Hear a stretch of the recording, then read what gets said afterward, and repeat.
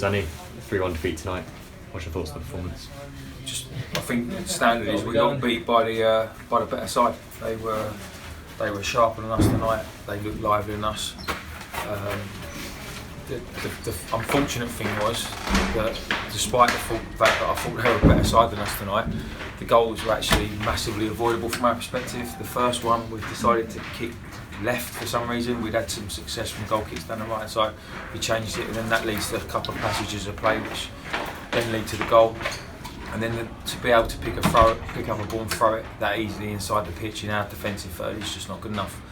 So, and then we go into half time. We did get a goal, and we had some nice play to be fair, and we created some good opportunities. But the third one, again, the ball goes in, and we allowed the centre forward to turn and then square us up and attack the goal. So disappointing, really disappointing tonight. You mentioned Max's first goal. How important is that for him to sort of, I think it's important for him to a certain degree, but when it comes in a 3-1 home defeat, it kind of becomes irrelevant. I mean, I'm quite pleased with the lad. It's nice for us to score from a set piece, from a change, but I think that at the end of the day, it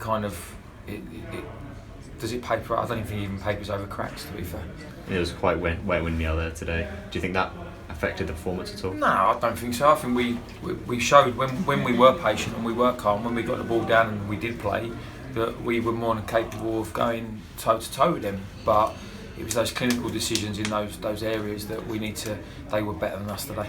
And you made a slight change with Aaron coming on for Alex. What was the thinking behind that? We just looked at the way they were playing, and we thought that with what he brings to the table, it might bring us something a little bit different. And unfortunately, we didn't utilise that enough.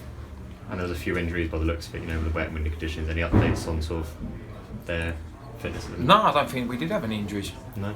I thought all the subs we made were for tactical reasons, and I think George, I know he got a knock, but he seemed fine, so no injuries to report.